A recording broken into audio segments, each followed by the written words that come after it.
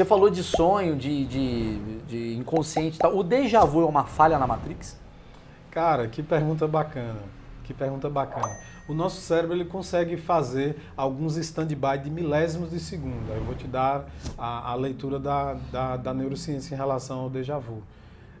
Você pode estar chegando pela primeira vez no ambiente, você tem uma pequena falha ali de milésimos de segundo, talvez 200 milissegundos, que não vai nem para a tua consciência, a consciência acontece em 300 milissegundos, e você tem uma sensação que você já teve ali num passado, e é real. Só que foi um passado de milésimos de segundo atrás. Ai, que doido. Que massa, é uma né? falhinha ali, né? É uma falhinha de nada.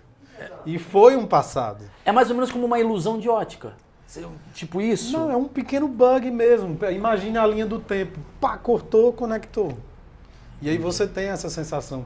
Poxa, parece que eu já tive aqui. Mas a ilusão de ótica é um pouco disso também. Não, não isso, mas assim, a ilusão de ótica é quando você, sei lá, vê aquelas coisas, aí você finge, você olha pro preto e pro branco, aí o negócio tá rodando e tal. É uma falha cerebral também? Não, não. O cérebro, por consumir muita energia, ele começa a trabalhar em modo econômico. O Dr. Pedro Sitarski, né, é um grande neurologista gaúcho que morou muito tempo nos Estados Unidos, trabalha com neuromodulação, autor do livro Medicina do Amanhã. Ele coloca isso muito bem nas aulas dele, né? Dizendo que quando o cérebro trabalha com economia, ele tende a observar as coisas e te dar um contexto de realidade à primeira vista. Ele está trabalhando tranquilamente. Só que está trabalhando assim, pô, não vou gastar tanta energia nisso aí. Entendi. Mas se você disser, não, peraí, deixa eu prestar atenção nisso Entendi. aqui. Aí você está dizendo, não, eu quero ver se isso realmente é. Aí você chega, não, isso... Braulino, o que é esquizofrenia? A esquizofrenia é a loucura propriamente dita, né?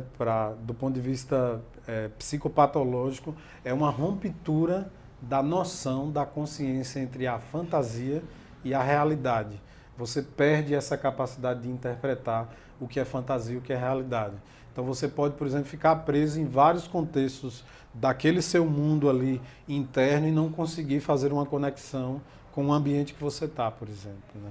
E aí, quando isso acontece, é possível ter alucinações desde auditivas, táteis, olfativas, você sentir coisas que estão sendo construídas pela tua mente e fazendo você acreditar que aquilo está na realidade, no mundo aqui fora.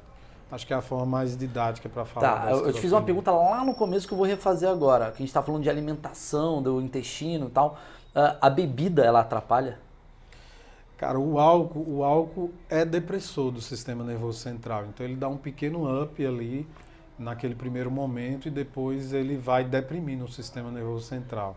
Então assim, para o cérebro, o álcool não é uma coisa bacana. E maconha? Maconha, hoje a gente poderia dizer que talvez seja até mais saudável do que o próprio álcool. E aí precisa se falar de um adendo, né, da questão do CBD, que é o canabidiol, junto com uma pequena percentual de THC, que é as medidas terapêuticas, tá? Então, por exemplo, quando você faz uma extração do óleo de maconha e você consegue nos processos lá de purificar, o grande laboratório em referência disso é o Endócon, um laboratório dinamarquês. Antes se pensava que o CBD puro ele poderia trazer um resultado terapêutico. Observou-se que não, porque o THC ele é um veículo. Então ele consegue ele abrir a porta e colocar o CBD dentro da célula, grosseiramente é isso. Mas se coloca um percentual que não é nocivo, não dá barato e por aí vai. Sim, sim. Tá? É a parte da substância que, isso. Que é positiva. E aí o canabidiol ele tem a capacidade, por exemplo, de ajustar as potências elétricas nos seus lugares. O cérebro ele pega o CBD a grosso modo, entende ele como uma matéria-prima e utiliza de forma saudável, terapêutica. Tá? Por exemplo, com a técnica de neuronavegação, a gente acompanha alguns casos de pacientes de epilepsia refratária, que é quando aquela convulsão nem com um remédio tradicional sintético da farmácia passa.